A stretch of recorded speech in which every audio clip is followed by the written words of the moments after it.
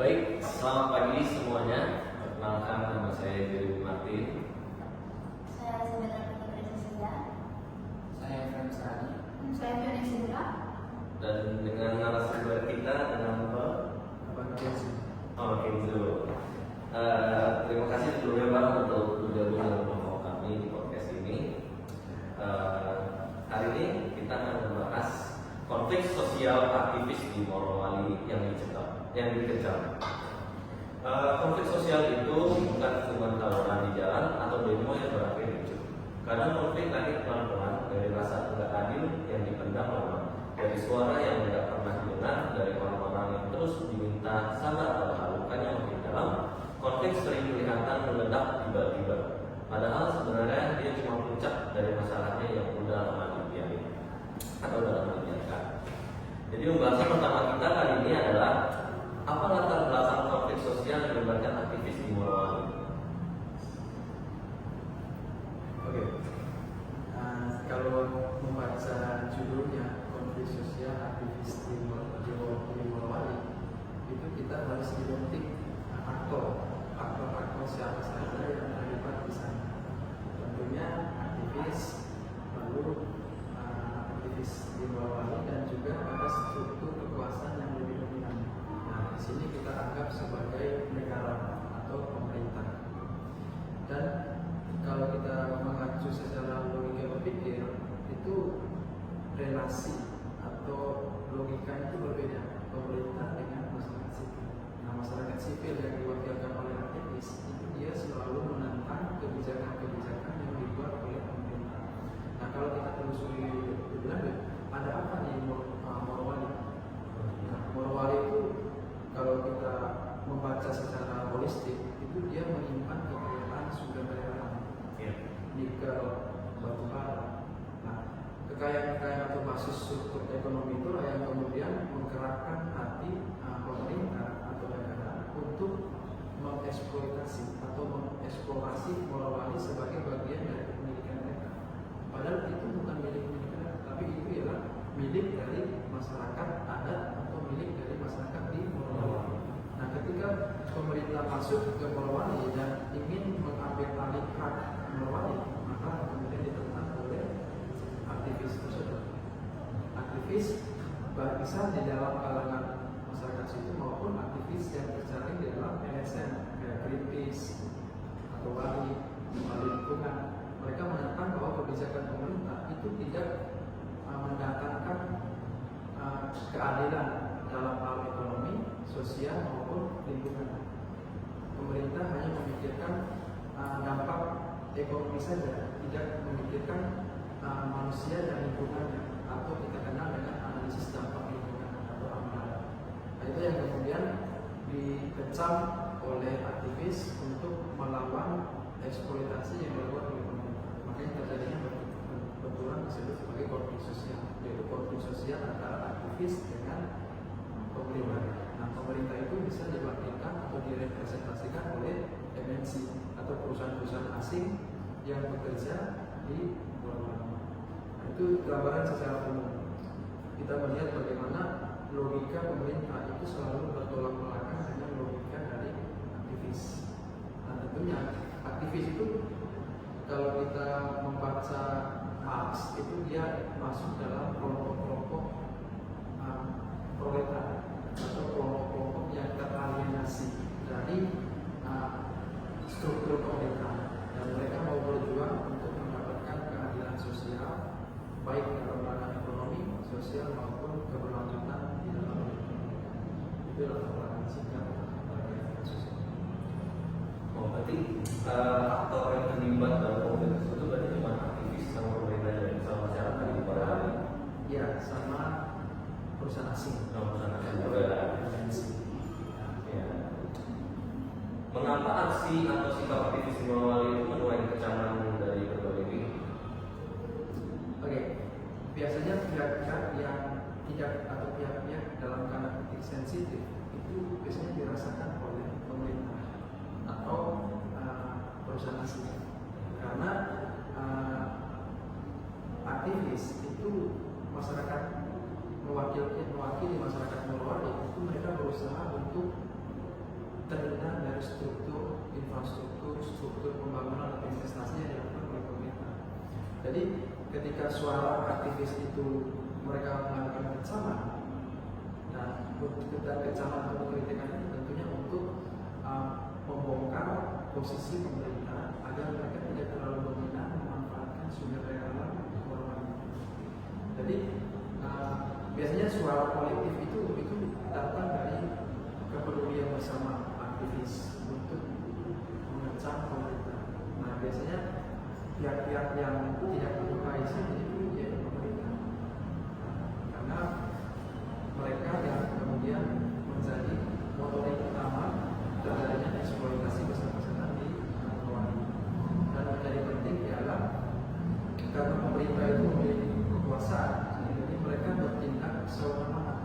Jadi mereka seolah-olah menyebarkan kebenaran feodalisme atau kebenaran oligarki untuk membujuk masyarakat atau aktivis tersebut bahwa pembangunan di daerah tersebut agar terciptanya inklusivitas pembangunan. Padahal di dalam praktik pembangunan yang dilakukan oleh pemerintah itu justru memenjara atau menyesalahkan rakyat tersebut. Nah, itu yang kasus itu yang sering terjadi di Indonesia. Baik.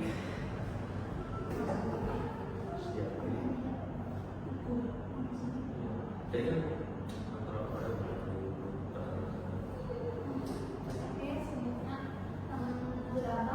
mengapa aksi aktivis di Morowali mulai kecaman dari berbagai pihak? Dulu yang pertanyaan analisis. Oke. Menurut Akang, faktor apa yang menyebabkan perbedaan pandangan antara aktivis, masyarakat, perusahaan dan pemerintah di Morowali? Oke. Itu kalau kita bicara tentang relasi yang terbentuk antara perusahaan yang diwakilkan oleh komitmen dari negara, aktivis maupun masyarakat. Nah, kalau kita berbicara perusahaan atau MNC, itu tujuannya cuma satu, yaitu akumulasi kapital yang mencari keuntungan dari hasil eksploitasi sumber daya alam. Sedangkan rakyat atau aktivis itu mereka mencari keadilan, rasa kesejahteraan. Nah, abang bisa menyampaikan ini menjadi dalil bahwa ketika seseorang itu menjadi seorang elitis, rasa kemanusiaan itu berkurang, bahkan tidak. Nah, ini terjadi di dalam perusahaan-perusahaan asing atau terjadi di dalam tubuh pemerintah. Karena ketika mereka melakukan eksplorasi terhadap sumber daya alam tersebut, mereka tidak memikirkan dampak yang ada atau dampak yang terjadi setelah itu saja. Bisa jadi pertentangan terhadap masyarakat ada, rumah-rumah mereka dihancurkan, kehidupan mereka semuanya dieksploitasi. Pemerintah tidak berpikir tersebut, sehingga kita bisa katakan bahwa konsep hak asasi manusia itu tidak ada di dalam kebijakan yang dibuat oleh pemerintah. Karena pemerintah atau yang diwakilkan oleh perusahaan itu mereka hanya mencari akumulasi kapital atau keuntungan. Dan menyambung dari pertanyaan yang sebelumnya, pihak-pihak yang tidak menyukai, dan kalau kita belajar dari konsep hegemoni, negara atau pemerintah itu mereka begitu pandai dalam artian memanfaatkan struktur kekuasaan agar kekuasaan yang mereka itu tetap lanjut. Nah, caranya gimana? Yaitu hegemoni, yaitu lewat peraturan-peraturan, lewat regulasi yang kemudian mempengaruhi pemerintah daerah di Morowali untuk menyetujui persetujuan aktif yang dibuat oleh pemerintah pusat atau perusahaan. Makanya ketika ada orang yang kritik atau aktivis yang kritik di Morowali, mereka ditangkap kemudian dimasukkan ke dalam penjara.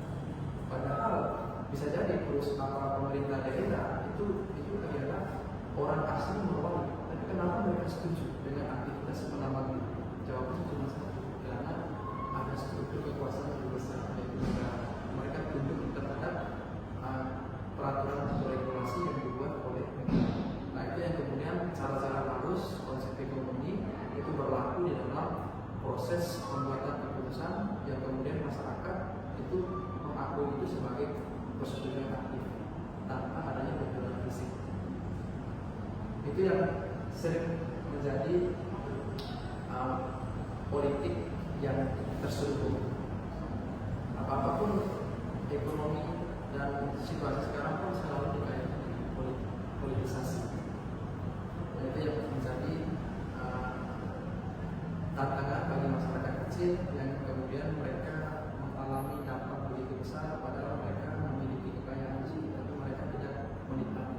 Makanya mereka melakukan perlawanan atau pemberontakan terhadap kebijakan, dan yang membuat mereka kalah itu karena satu, karena relasi kuasa, kekuasaan mereka kecil, karena mereka berhadapan dengan power yang lebih besar, yaitu dari pemerintah dan juga dari perusahaan asing, bisa saja Cina, AS, Jepang.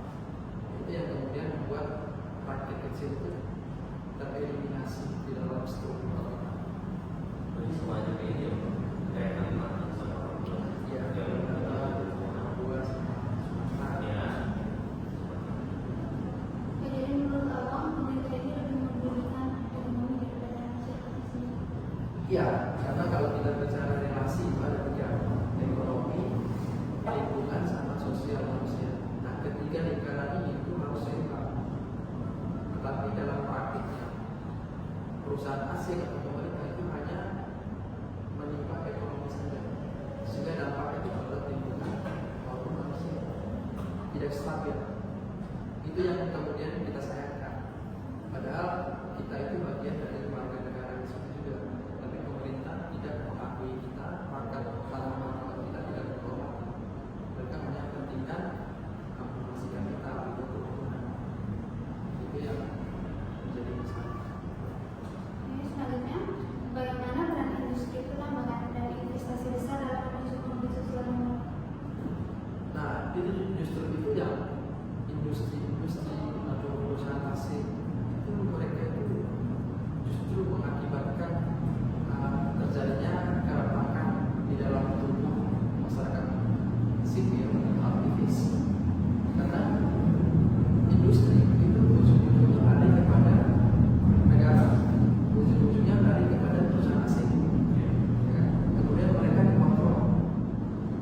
Nah, boleh saja industri itu masuk, kecuali adanya transparansi. Misalnya rakyat mendapatkan keuntungan apa. Tetapi sejauh ini namanya industri atau praktik kapitalis itu kesannya sangat negatif, karena mereka lebih menguntungkan hasil kekayaan itu untuk sekelompok elit. Makanya kita kenal oligarki. Jadi tidak dirasakan oleh masyarakat di situ. Makanya abang sering bilang, walaupun kita sebelum lahir di dalam dunia, kita dalam kandungan seorang ibu, itu kan kita tidur di atas kekayaan. Ketika kita tumbuh besar, kita akan menikmati kekayaan kita hari ini. Karena kekayaan kita dikontrol oleh negara, dikontrol oleh industri, dikontrol oleh perusahaan. Bahkan yang kerja di industri itu bukan dari kita, tetapi tenaga kerja asing. Dan ini kesalahan negara, karena negara tidak mampu melihat geopolitik kita secara total. Mereka hanya mengikuti kepentingan luar negeri, investasi besar-besaran, sehingga menghilangkan harkat dan martabat bangsa. Nah, kalau kamu membaca lebih lanjut, pada Soekarno itu dia mengatakan di tahun 1965 itu pada bulan Mei itu dia mengatakan bangsa ini akan menjadi kuat apabila pemimpin bangsa itu menguasai geopolitik. Di era sekarang, Jokowi sampai ke Prabowo bisa dikatakan mereka tidak memahami konsep geopolitik. Makanya ketika kita mengulas kebijakan luar negeri Indonesia atau diplomasi dan lain-lain, itu kebijakan luar negeri Indonesia itu lebih terlihat outside-nya, lebih menguntungkan dari luar masuk dalam investasi besar-besaran, kereta cepat atau pembangunan pelabuhan ilegal di Morowali, semuanya dieksploitasi. Karena pemerintah terlalu fokus kepada kebutuhan luar negeri ketimbang kebutuhan domestik dalam negeri. Rakyat tidak butuh infrastruktur, rakyat butuh bagaimana pendidikan gratis, kesejahteraan, jaminan kesehatan dan lain-lain. Tapi pemerintah tidak pedulikan itu. Mereka hanya kepentingan investasi agar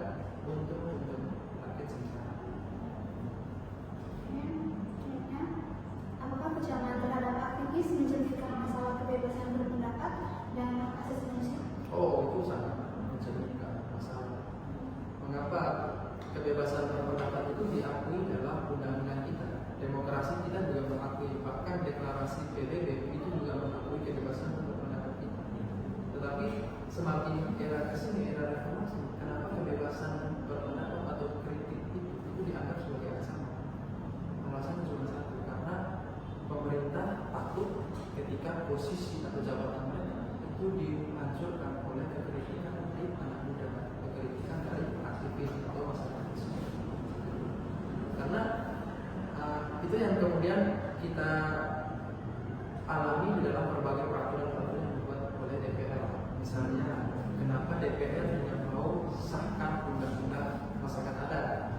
Alasannya cuma satu, ketika DPR sahkan undang-undang masyarakat adat, semua investasi yang dilakukan oleh pemerintah atau perusahaan asing itu bertentangan semua. Karena undang-undang masyarakat adat poinnya cuma satu, melindungi masyarakat. Ketika eksploitasi besar-besaran atau pembabatan hutan besar-besaran itu mengancam kehidupan masyarakat. Maka demikian karena sumber utama mereka itu dari alam. Ya kan? Jadi itu yang kemudian kita mempertanyakan demokrasi ini masih efektif tidak? Kebebasan berpendapat kita ini masih diakui. Kalau kamu baca bukunya Giorgio Agamben itu terkait Homo sapiens, itu manusia telanjang, itu dia mengkritik negara modern itu memanfaatkan demokrasi untuk mentelanjangkan kehidupan. Telanjangkan kehidupan bukan berarti kita berdiri secara ini dan tidak telanjang, bukan. Karena mentelanjangkan alam tadi ketika dibabat habis, dia telanjang. Begitupun kita memakai alam sebagai mama, sebagai ibu, kita juga telanjang di situ.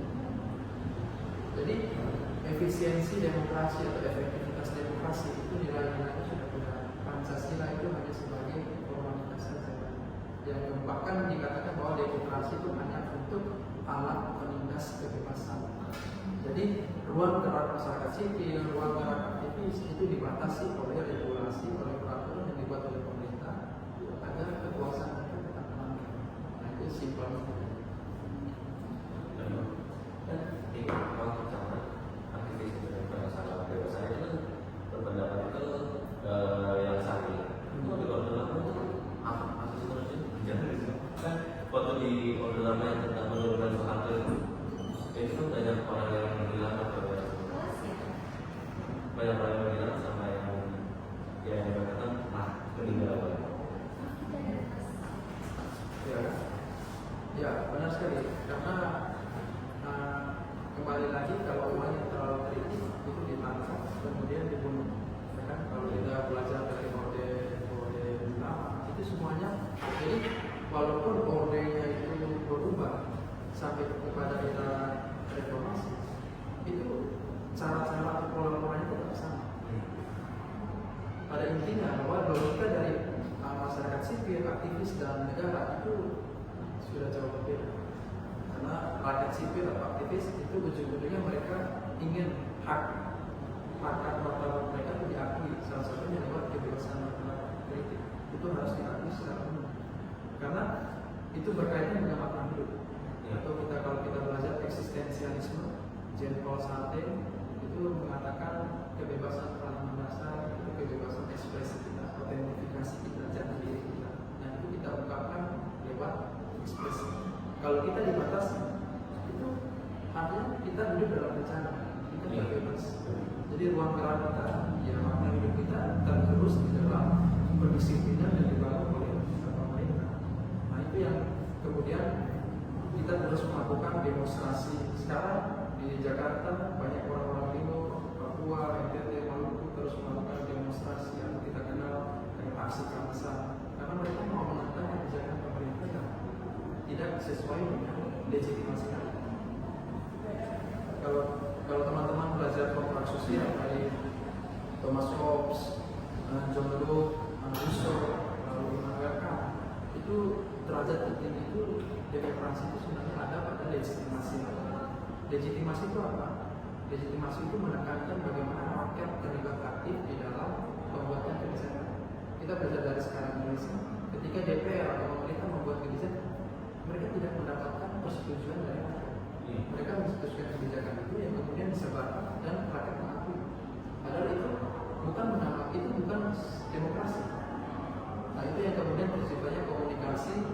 sinkronik, tidak komunikasi diakronik. Diakronik itu dua arah antara rakyat dan pemerintah. Lalu ada satu prinsip, apakah saya sarankan ada satu prinsip dalam demokrasi itu namanya budgeting partisipatori. Itu artinya bahwa rakyat harus terlibat aktif, atau aktivis harus terlibat aktif, atau masyarakat adat, tokoh-tokoh adat harus terlibat aktif di dalam membuat keputusan yang dilakukan oleh pemerintah. Karena mereka itu yang tahu realita yang ada di daerah mereka. Mana ada pemerintah yang tahu, pemerintah nggak akan tahu kondisi real yang ada di Morowali seperti apa. Itu yang kemudian kita mempertanyakan rezim internasional atau rezim demokrasi ini sudah mengalami penurunan nilai dan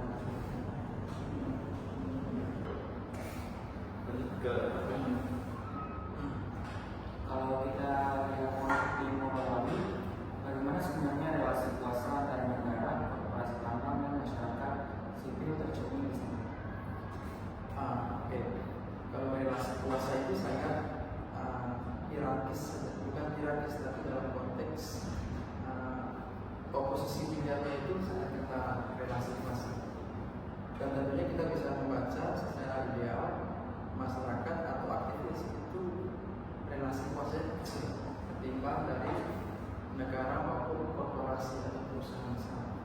Nah, karena relasi kuasa dari aktivis atau masyarakat sipil itu kecil, makanya revolusi atau solusi yang mereka tawarkan itu tidak membuahkan hasil yang besar. Itu bukan berarti mereka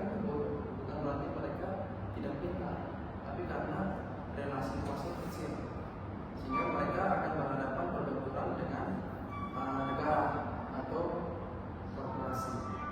Nah, masyarakat sipil berbenturan dengan negara itu otomatis mereka akan tenggelam terlebih dahulu, akan kalah di dalam struktur kapitalis. Nah, itu yang menjadi penting. Kenapa kita terus melakukan perjuangan keras untuknya, tapi kita tidak pernah serius. Itu karena relasi kuasa kita. Bukan berarti karena kita tidak mampu, tapi karena kita sudah dibuat menjadi korban dalam tanda petik di dalam aktivitas ekonomi atau aktivitas kapitalis.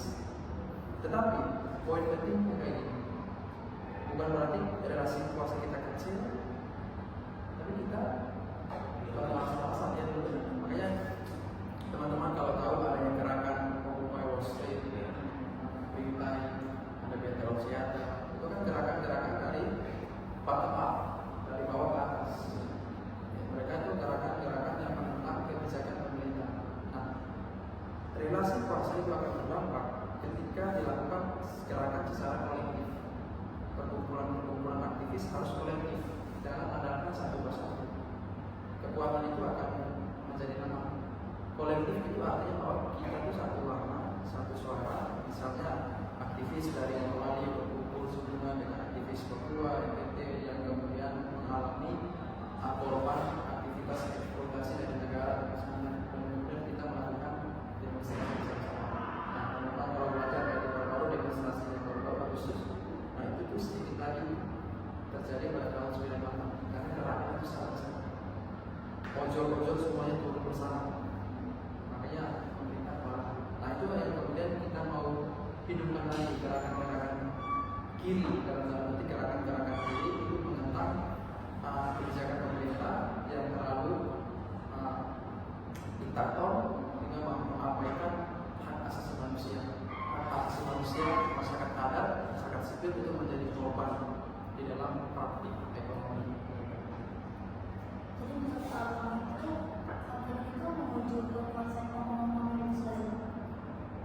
Iya, konsep homo hominibus, manusia adalah segala bagi manusia yang lain. Itu ada karena ini rakyat sipil memandang atau aktivis memandang negara itu sebagai ancaman. Begitupun negara memandang aktivis sebagai ancaman. Ancaman dalam hal ketika aktivis terlalu mengkritik negara bisa turun.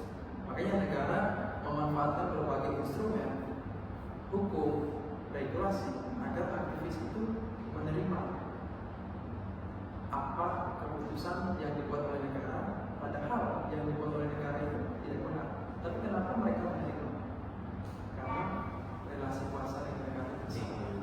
Makanya kalau kita kenal disebut dengan kebenaran feodalisme. Itu kebenaran hukum Indonesia yang kemudian disebarkan oleh negara dan diakui oleh masyarakat sipil. Padahal kebenaran itu milik kita bersama, tidak bisa dipaksa. Tapi karena kekuasaan negara itu besar, makanya kebenaran itu kita mengikuti. Jadi rakyat sipil itu menerima itu tanpa paksaan. Makanya kita kenal dengan hegemoni, atau kalau dalam bahasa Pierre Bourdieu, habitus masuk kepada kapital, dan di dalam arena itu kita sendiri, atau di dalam arena pertempuran itu kita menerima itu sebagai bentuk dari penormalisasian dari kebijakan pemerintah. Padahal kebijakan pemerintah itu bertolak belakang dengan hak asasi manusia.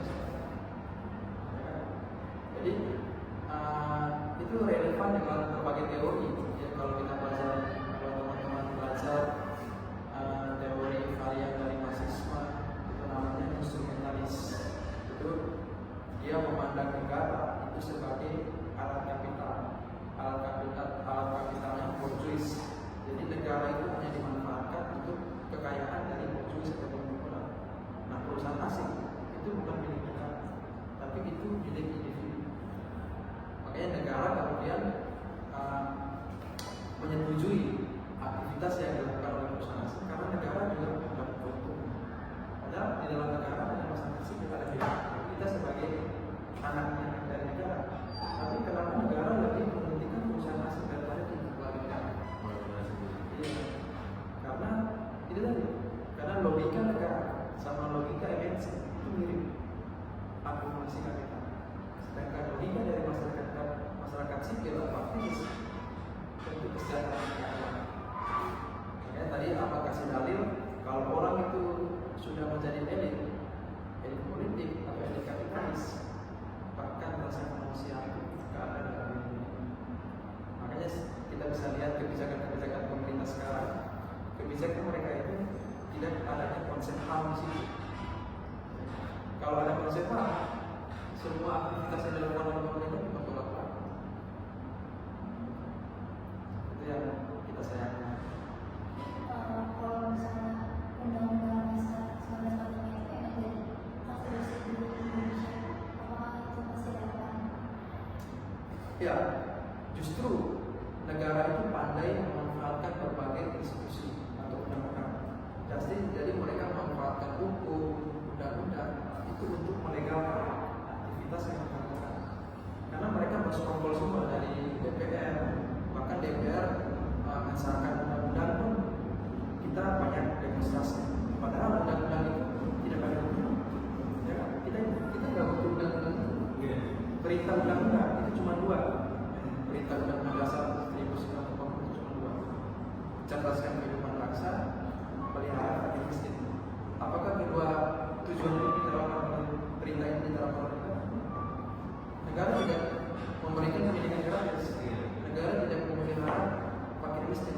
Justru kebijakan pemerintah kayak pembabatan hutan itu justru memperburuk kemiskinan. Makanya kita kenal disebut dengan kemiskinan struktural. Nah, ada struktur kekuasaan, struktur kapitalis yang bermain di situ. Pembangunan itu tidak netral. Pikiran kamu aja tidak netral.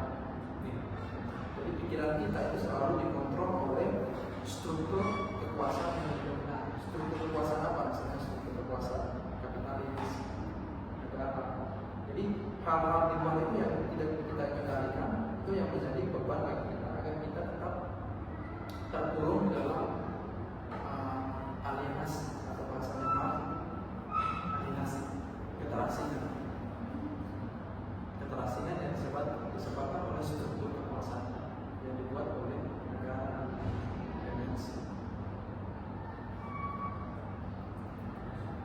Menurut Abang, apakah tindakan aktivis lebih banyak membawa dampak positif atau justru memperkuat ekonomi sosial?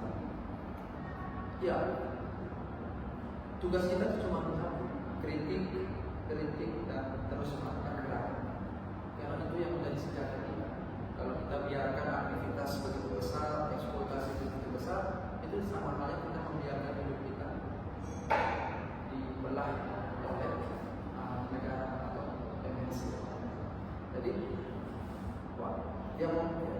seperti yang kita katakan di awal, itu terus saja walaupun kritik kita tidak membuahkan hasil, tidak berjalan dengan lancar, tapi terus saja kita mengkritik karena itu bagian dari ungkapan perasaan kita, ketidaksukaan kita terhadap kebijakan pemerintah. Dan syaratnya kritik itu harus digerakkan oleh gerakan kolektif secara bersama. Jadi tidak hanya 1-2 orang, tetapi kumpulan orang. Kamu tahu istilah Leviathan? Leviathan itu hanya bisa dimasukkan sebagai civil society, gerakan sipil, gerakan kolektif. Dia nggak bisa gerakan individu, dia harus gerakan kolektif. Baru si konsep itu bisa hancur. Begitu pun pemerintah atau negara. Dan sistem itu harus dihancur dari dalam, nggak bisa dari luar. Tapi mengapa struktur kapitalis di Indonesia itu sulit masuk? Karena sudah ada jauh sebelum kemerdekaan Indonesia, oligarki. Makanya kita kenal sekarang 9 naga. Kita bisa artikan bahwa kebijakan pemerintah itu mengikuti kebijakan atau pola-pola dari 9 naga. Makanya mereka banyak investasi besar-besaran dari China dan lain-lain. Tanpa melihat dampak. Sekarang utang luar negeri kita lebih besar daripada APBN. Pemerintah bingung bayar cepat. Padahal itu menjadi proyek nasional. Karena bantuan atau investasi itu sifatnya negatif. Beda kalau bantuan bencana alam dan sebagainya itu sifatnya positif, bantuan kemanusiaan. Tapi pemerintah menolak. Kenapa mereka menolak? Karena presiden sekarang ya pola pemikiran dia sudah berbeda karena dia terpengaruh oleh struktur pemikiran dari luar. Kenapa dia menerima bantuan asing investasi, sedangkan dia menolak bantuan kemanusiaan? Itu kan logika kita kan tidak salah. Lalu berbagai masalah-masalah polemik kalau kita analisis tema teori itu semua kebijakan pemerintah itu bertolak-belakang dengan teori-teori yang selama ini kalian belajar, teori-teori harusnya instrumentalis, Starbucks, konstruktivis, semuanya bertolak-belakang. Jadi poinnya ialah adanya niat rasa solidaritas, kesadaran kolektif untuk terus memperjuangkan hak rakyat, hak anak adat. Yang itu yang harus kita terus perjuangkan. Dan mudah-mudahan dan apa percaya pada suatu titik pemerintah akan menyadari itu. Kalau kita mau kritik lebih lanjut hewan atau binatang, mereka lapar, itu mereka tahu rasanya. Sedangkan manusia lapar, kenyang pun mereka tetap malas. Nah, malas di situ ada elit politik. Makanya abang memberikan satu dalil pembangunan itu membuat orang gila. Kegilaan itu hanya ada pada elit politik atau negara. Mereka tidak akan puas walaupun mereka sudah mengurus tanah Sumatera, tanah Papua. Mereka mengurus tanah Jawa, mereka tidak akan puas. Karena logikanya tidak berbeda. Mereka hanya untuk apa yang masih kapital, tidak keseimbangan di dalam hak asasi manusia. Terus gitu, nanti kita ngomong kalau aktivis itu kerjanya cuma kritik secara gerakan. Nah, aku pendapat sama orang-orang yang waktu demo tahun kemarin yang sampai menjarah rumah DPR itu, nah itu bisa dibilang aktivis atau cuma orang yang ingin merusak gerakan-gerakan yang berlebihan. Ya, apa kata dulu? Harus bisa dibedakan aktivis secara ilmiah sama tawar-tawaran tanpa arah. Jadi kalau kita merusak rumah-rumah kayak itu sudah selalu berlebihan. Karena bisa saja niat orang beda-beda. Dia mau merusak itu karena dia mau merampas harta, ya kan? Harta dari rumahnya dirampas itu. Iya, taruh ini. Jadi dia mau merampas balik dia. Iya. Tapi itu tidak salah juga, tidak bisa dikatakan itu negatif. Karena apa? Karena namanya pemerintah itu mereka hidup dari pajak yang dibayar oleh negara. Tidak masalah gaji DPR itu besar. Ketika rakyat menuntut pendidikan gratis, kamu harus mentaati. Sedangkan dalam praktiknya negara tidak mentaati apa yang diberikan menjadi aspirasi. Makanya mereka melakukan demonstrasi. Jadi kritik itu positif, kritik bukan ancaman, demonstrasi itu positif, bukan ancaman. Jadi kita di sini tidak melihat tekanan ancaman, walaupun tindakan yang dilakukan oleh massa itu berlebihan sampai penjara rumah dan lain-lain, itu konsekuensi logis yang diterima oleh mereka para pejabat, karena rakyat menuntut hak mereka, tapi mereka enggak memberikan. Misalnya pendidikan gratis, mereka lebih memberikan akomodasi gratis, ya kan? Makan bergizi gratis pun keracunan juga. Orang-orang siswa dan makan bergizi gratis pun tidak semua sekolah menerima, hanya sekolah tertentu. Kalau orang timur nggak butuh makan bergizi gratis karena mereka hidup dari alam. Ketika kamu babat makan lebih sehat kan? Ketika di babat alam semua makan bergizi gratis itu kan hilang. Itu yang mispersepsi di dalam tubuh pemerintah. Jadi tidak masalah, tapi hati-hati juga karena ada sekarang undang-undang diterbitkan oleh pemerintah sembarangan yang membuat kata-kata kasar, kalau pancing aja didenda dan lain-lain. Pokoknya peraturan-peraturan yang gak logis sudah bertentangan semangat itu tujuannya cuma satu, agar undang-undang yang mereka buat itu melindungi pemerintah, bukan melindungi masyarakat. Makanya tadi aku katakan komunikasi yang kita suka dalam pemerintah itu komunikasi sinkronik, komunikasi searah, bukan diakronik, komunikasi dua arah. Karena pemerintah hanya lebih mementingkan elit golongan tertentu, keluarga-keluarga itu. Tadi aku bilang pemerintah itu juga bisa dibilang dibayar dengan uang rakyat dan uang negara. Nah itu kan rakyat setiap bulan ya, setiap bulan atau setiap tahun itu kayak terus pas lagi keadaan semata seperti itu mereka kok buka ini ya bang, sumber donasi. Mereka kan butuh ini lagi tambahan donasi lagi, kan mereka udah uang pajak ya, uang pajak kita gimana? Jadi kita hanya bisa berlogika bahwasanya bahwa ujung-ujungnya, makanya itu salah satu kelemahan demokrasi itu tidak adanya transparansi, tidak adanya keterbukaan.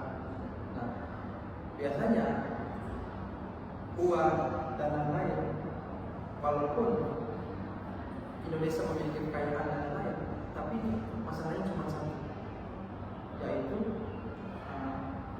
Indonesia atau bahkan presiden pun itu tidak peduli.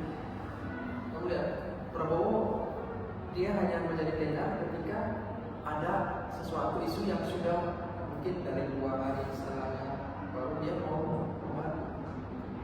Sedangkan banyak pengalaman kayak isu demo, banjir Sumatera itu orangnya apatis.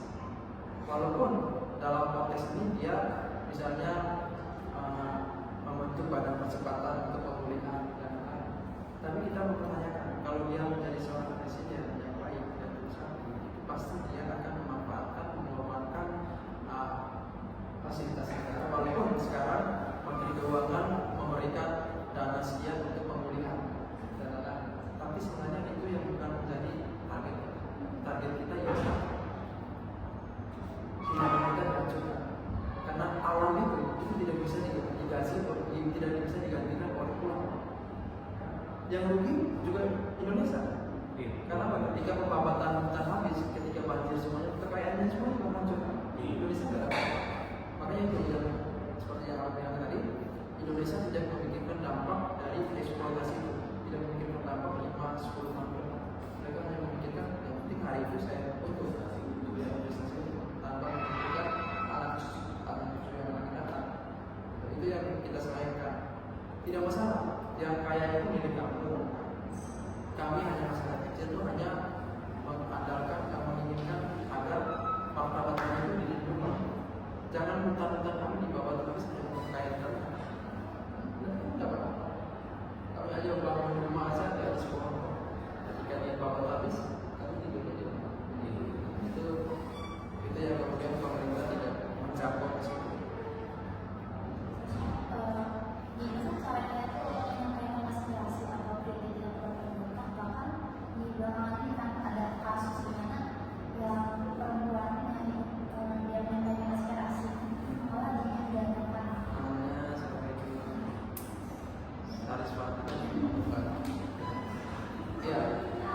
Jadi itu seperti yang Abang singgung di awal, kritik dianggap sebagai ancaman, bahkan ketika kita mengkritik kita ditangkap masuk penjara. Tapi tidak apa-apa. Banyak media sekarang kita kritik, ya dalam tulisan, kemudian kita publikasikan dan lain-lain. Tapi kita ambil maknanya saja di balik semuanya. Kita sudah berjuang memberikan, tapi bukan berarti kita kalah. Kita terus melakukan kritikan, walaupun kritikan kita itu ya dianggap ancaman dan kita menjadi kalah. Tapi kita tahu bahwa kalau misalnya apa bayangkan kalau Soekarno, Bung Hatta, Sultan Syarif mereka masih hidup, mereka juga pasti akan sedih dengan melihat kebijakan yang dibuat oleh pemerintah sekarang. Jadi itulah yang kemudian tidak disalahkan juga kenapa anak muda sekarang pengen kerja di luar negeri. Karena bukan berarti mereka tidak mencintai Indonesia, karena mereka benci terhadap kebijakan. Kita gelar sarjana pun belum tentu kita dapat kebijakan. Karena kalau bahasanya Karl Marx, kemiskinan itu diciptakan. Jadi setelah kamu lulus ada antrian 100 yang kamu mengantri. Itu bukan berarti kamu bodoh. Kamu dibuat stres dengan pekerjaan. Jadi kamu dibuat untuk kamu tidak mendapat pekerjaan. Padahal kamu gelarnya panjang. Jadi kamu tidak diambil. Kalau kita belajar dari Prancis, Jerman, itu anak sekolah SD, SMP itu sudah berani berdebat dengan MPR. Sedangkan di Indonesia, kritik aja dianggap sebagai ancaman. Kamu masuk penjara, perempuan yang baru-baru kasusnya disidangkan, dianggap sebagai ancaman dan kamu masuk. Itu negara yang kayak gitu. Jadi abang bisa berikan satu dalil lagi, kejahatan yang dibuat oleh rakyat itu dianggap kejahatan, sedangkan kejahatan yang dibuat oleh negara itu dianggap sebagai kemuliaan, sebagai kebenaran. Makanya kita kenal sebagai konsep, ada satu konsep namanya banalitas kejahatan. Kamu bisa membunuh siapapun yang kamu mau. Ketika saya tanya ke kamu merasa bersalah dengan pembunuhan orang, kamu menjawab saya tidak akan merasa bersalah karena menghina. Jadi ada banyak singgung dari pernyataan abang itu, ada struktur kekuasaan yang besar negara yang kemudian mempengaruhi pikiran kamu, makanya kamu berbuat jahat. Bukan berarti kamu terlahir dari orang jahat, bukan, karena kamu mengikuti struktur tekanan politik yang membuat kamu melakukan kejahatan. Itu yang terjadi di Indonesia. Makanya pemerintah di Morowali, Papua itu mereka menyetujui semua aturan yang dibuat oleh negara. Mengapa mereka menyetujui? Padahal mereka bisa berlaku karena relasi pasti. Karena mereka hadapi ialah pemerintah pusat. Mereka hadapi ialah negara.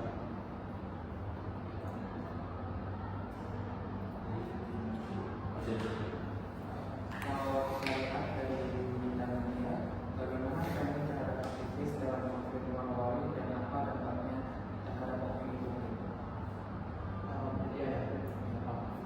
Jadi ujung-ujungnya kita hidup di era globalisasi.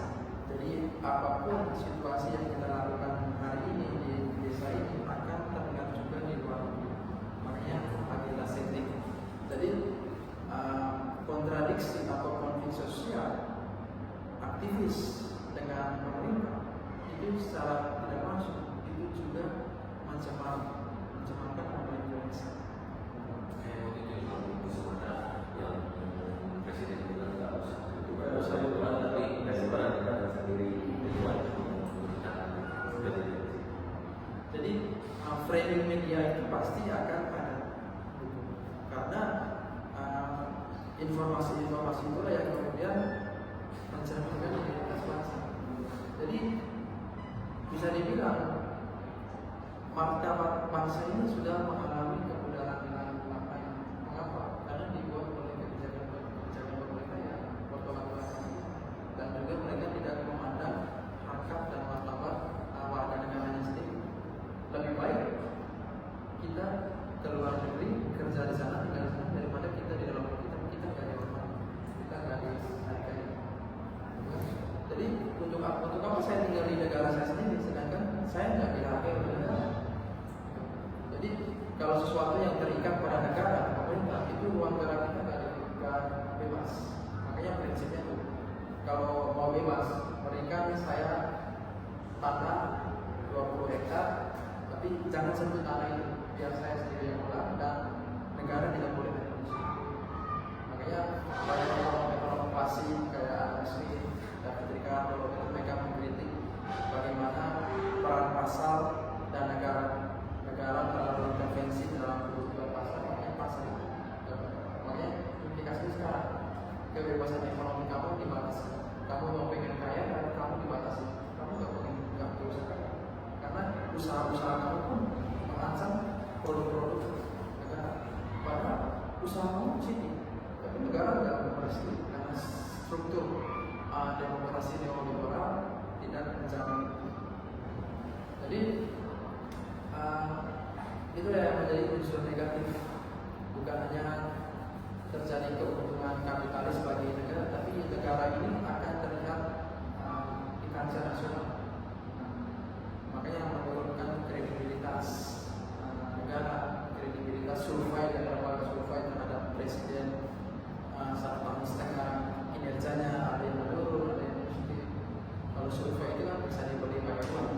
Jadi kita lihat realitas saja, lihat sekarang. Makanya saat debat capres, Anies Baswedan memberikan penilaian ke Prabowo 11-11, dan itu benar, memang jelek sekali. Kamu bisa bilang di sini janji-janji Prabowo saat kampanye itu semuanya dia lakukan. Ketika dia tidak menghapus kemiskinan, tapi kebijakan dia menghadirkan. Ya, ketika dia ingin memberantas kemiskinan di masa jabatan, tapi ketika dia sekarang Papua semuanya menciptakan kemiskinan struktural. Makanya konsep-konsep Trump itu tidak ada dalam kebijakan pemerintah. Dan bisa dibilang kebijakan luar di Indonesia itu lebih outside timbang inside. Artinya bahwa kebijakan luar negeri Indonesia lebih fokus kepada kebutuhan dari luar ke dalam, ketimbang melihat geopolitik bangsa dan kemudian mencari kebutuhan bangsa. Karena rakyat kalau itu investasi, rakyat itu ya akselerasi kita, persaingan kita dengan negara asing dan fokus.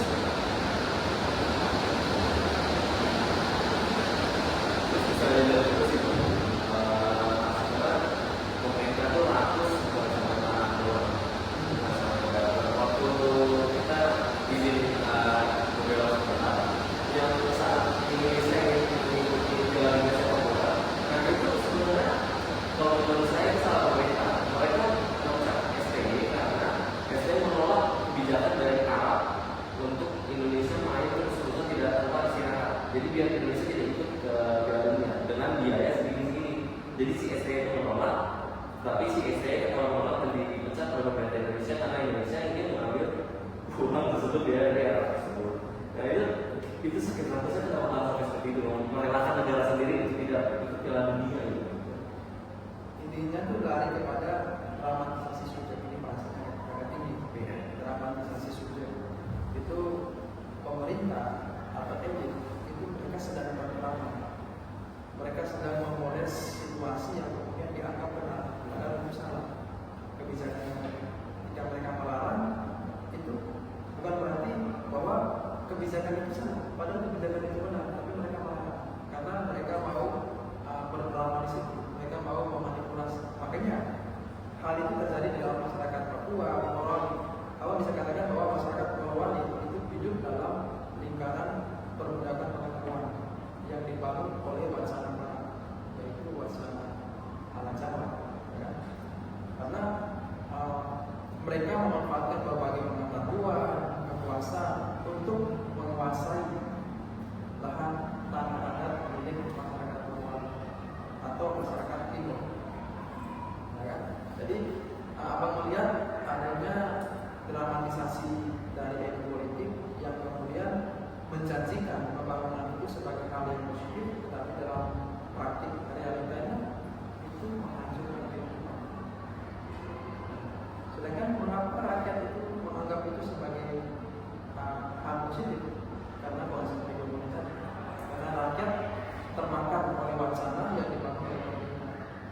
apapun yang dibuat oleh pemerintah itu disetujui.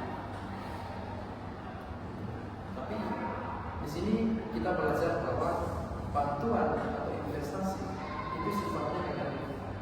Jadi ketika teman-teman sudah belajar teori nanti dari semester sekarang sampai semester 4, perdalam teori secara baik, sudah biar analisis itu secara kritis. Kita tidak melihat pembangunan itu bukan netral. Pembangunan itu tidak netral. Dia selalu digerakkan oleh kekuasaan. Pasti ada maksud tertentu. Kenapa negara ingin menguasai Papua? Alasannya sederhana kayak gini, Pak, kasih contoh Papua.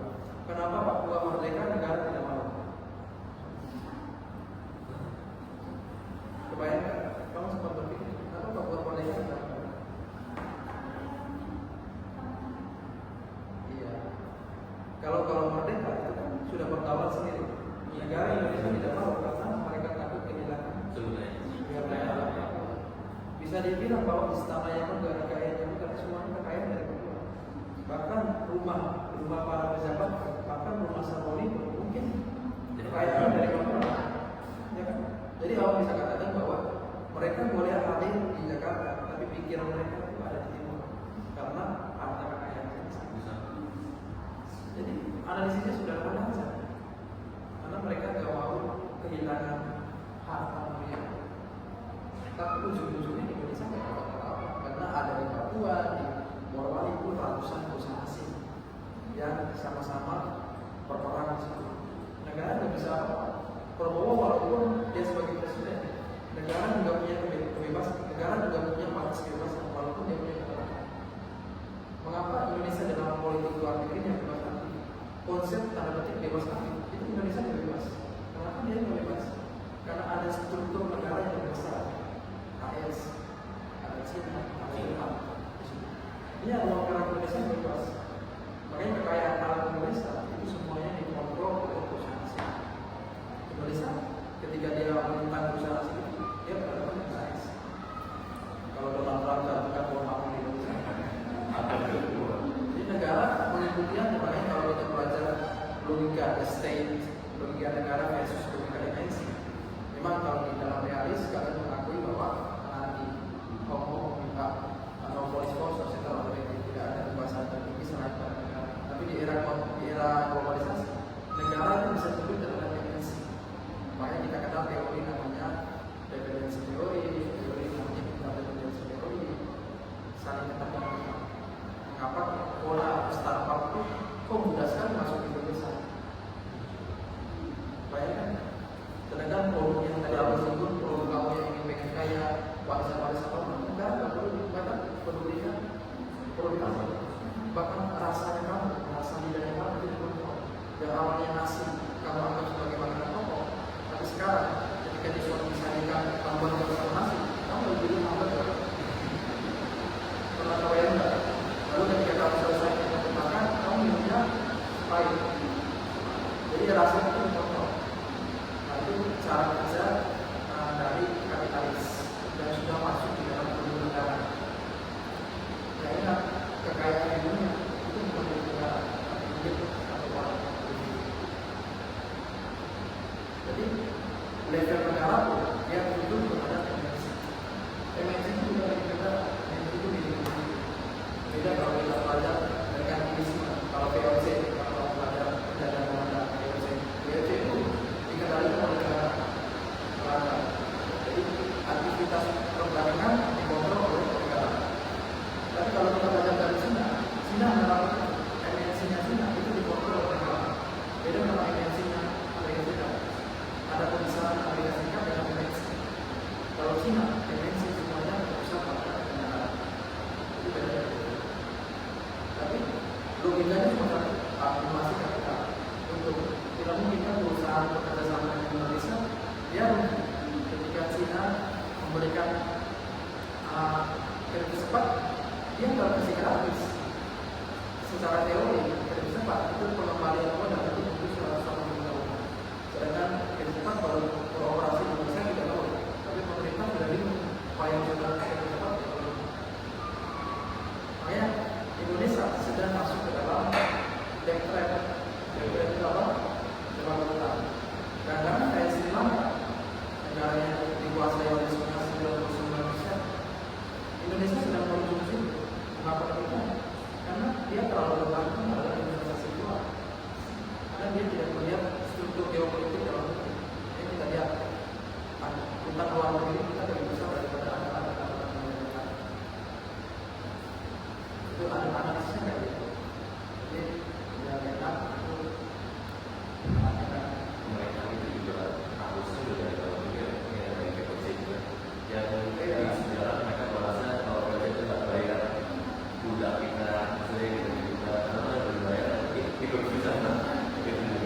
negara kita sendiri.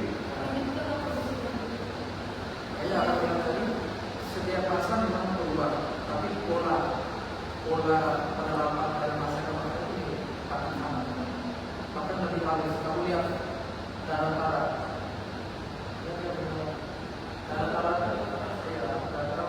harus tahu darat tersebut semacam bahan di Asia Tenggara, pusat Indonesia, itu pola-polanya sudah dari semua, tapi cara pengelolaannya tidak. Tapi mirip, mereka menggunakan praktik kolonialisme, praktik legalisme. Itu ada dalam kebijakan Indonesia sekarang. Makanya syarat apa?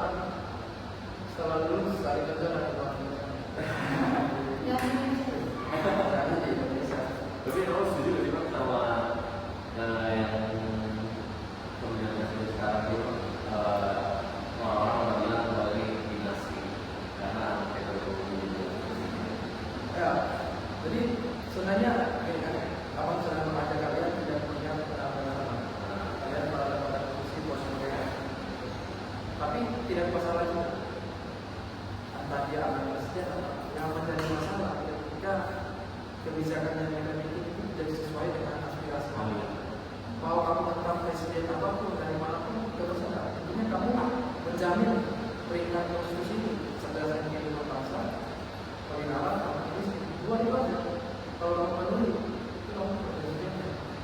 Apa jadi, tapi dalam kenyataan Gibran juga bahkan kamu bilang penegakan ini mah lebih kita daripada kita.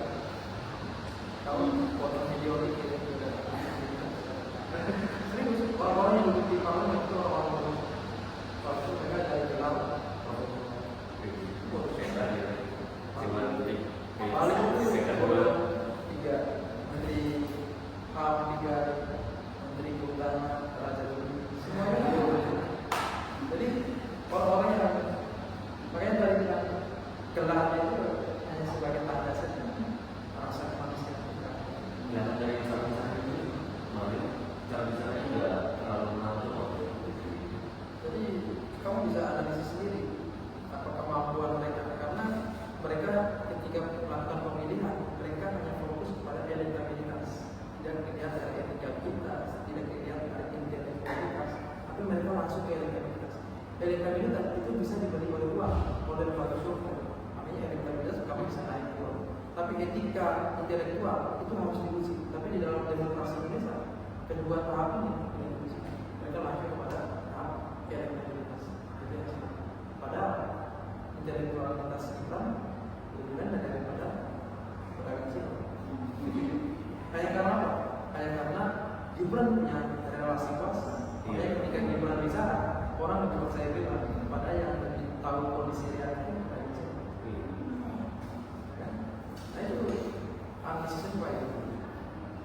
Tapi itu apa? Bicara kalau kesempatan bicara dengan anggota DPR, bilang aja anggota DPR kalau itu. Waktu di anggota DPR aku pernah bilang gitu. Tapi orang itu nggak mau berkata-kata lagi, buru-buru kayak gini, kena mental. Ya itu hak kita. Mau kamu gaji besar per bulan sampai ratusan juta, nggak masalah. Intinya kamu mau mengikuti, maksudnya tuntutan rakyat sekian-sekian. Gini, kalau orang mengakui dia itu Pancasilais. Kalau orang mengakui dia demokratis, atau Prabowo mengakui dia saya ini Pancasilais, dia tidak mungkin naikin pajak BPJS, dia nggak mungkin naikin pajak kebutuhan pokok beras bawang. Sedangkan Indonesia dia naik semua. Dia menyalahkan rakyat.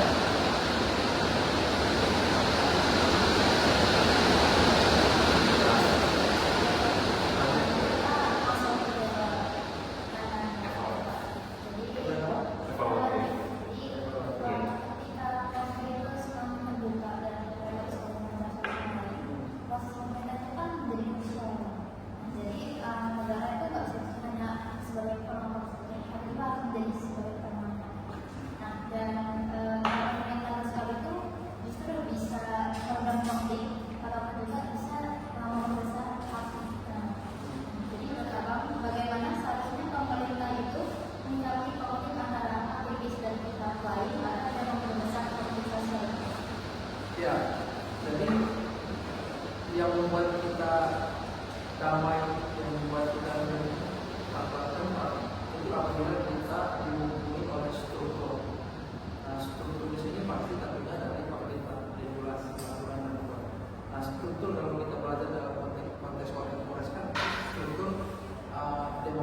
konstitusional 588. Artinya bahwa pemerintah menjamin secara 100% mutlak kebebasan kita ketika kita berekonomi, kebebasan kita berekspresi itu harus dijamin, jangan dianggap sebagai ancaman.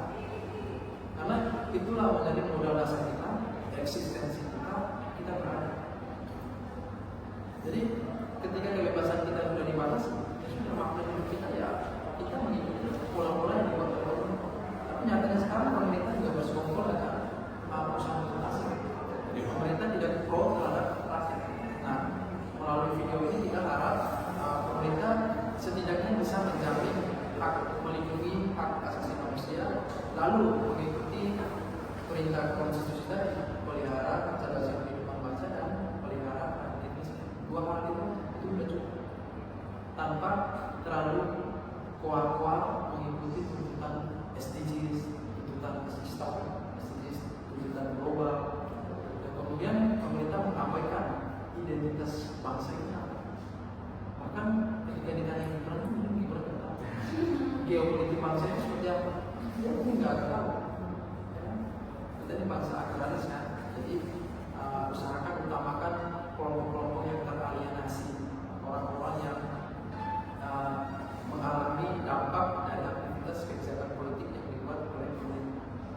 Karena pemerintah kan bergerak dari top down, atas ke bawah, sedangkan aktivis atau masyarakat sipil itu bawah dari bawah.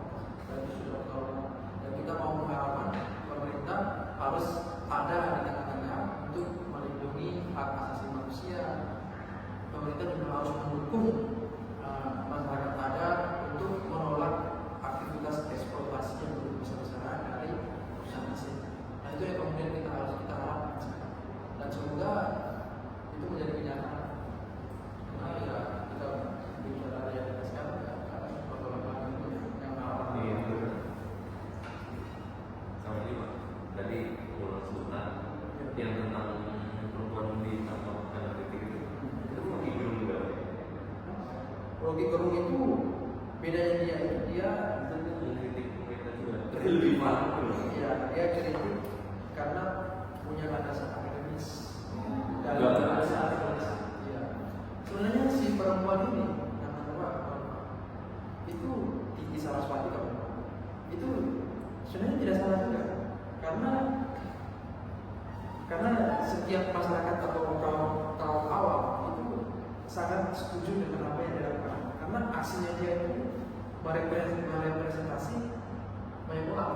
Mungkin banyak orang nggak berani mengungkapkan apa yang dia lakukan. Jadi karena pemerintah kami itu takut jabatannya langsung jadi Iya. Makanya kalau sama Bung Rocky itu memang 2 bulan kali dikejar polisi pun nggak kena karena dia itu analisis instingnya dia untuk memprediksi itu selalu menang. Makanya baru-baru dia bilang istilah radical brain. Makanya di bulan Agustus setelahnya dia besar-besaran. Lalu David Defoe filmnya Jokowi tentang dinasti itu semuanya dia analisis apa. Jadi sebisanya kalau kita kasih kritik, jangan kasih kritik asal-asalan.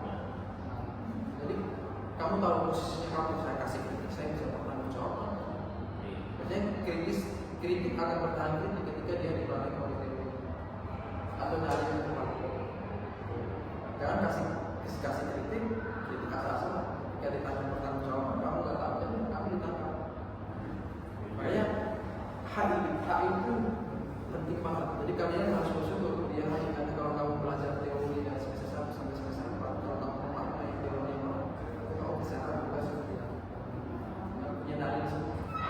Makanya kenapa awal berani pemerintah itu mereka tidak paham teori, pemerintah itu bodoh karena kebijakan mereka semuanya bertentangan dengan teori-teori. Makanya itu yang menjadi tugas kalian.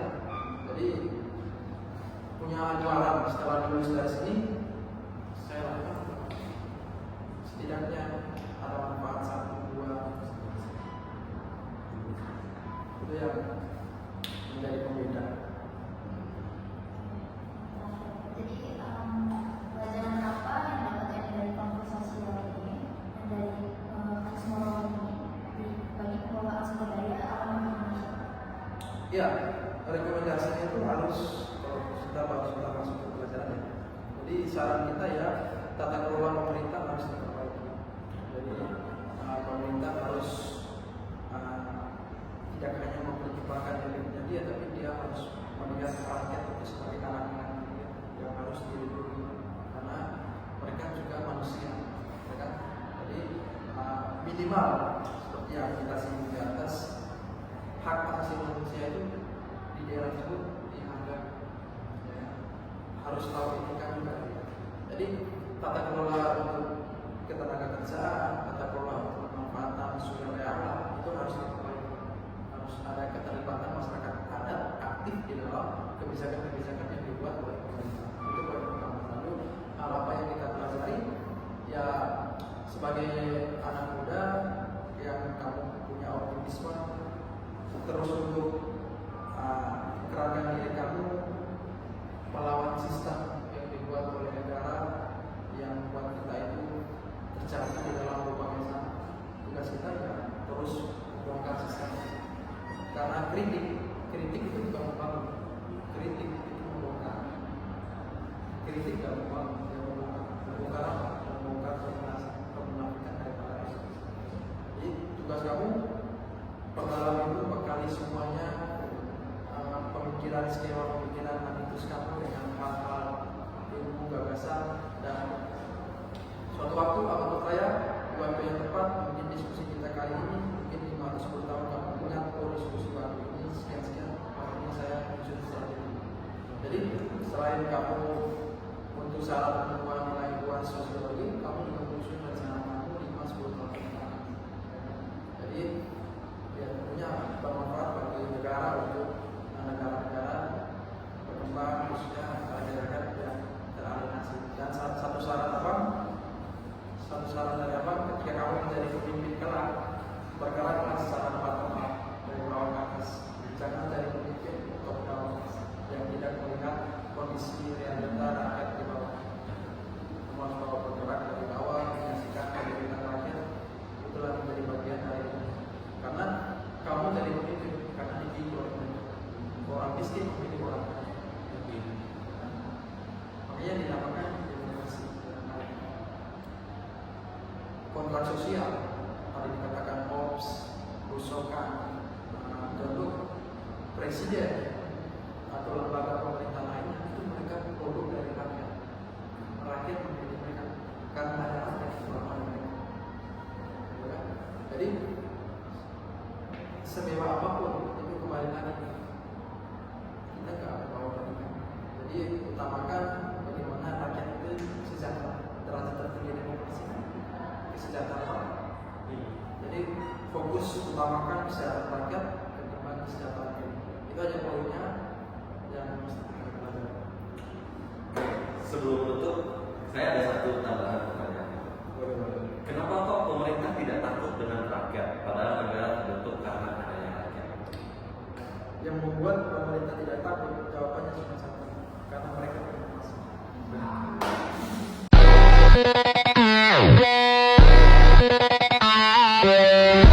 Karena punya kuasa. Beliau berkuasa. Oke. Walaupun rakyat yang memilih mereka, Iya. tapi ketika mereka sudah punya kuasa, mereka melakukan tindakan semena-mena. Bahkan membunuh pun pemerintah berani hanya karena kuasa. Tidak ada yang namanya politik di zaman sekarang tanpa mengorbankan nyawa. Politik selalu mengorbankan nyawa.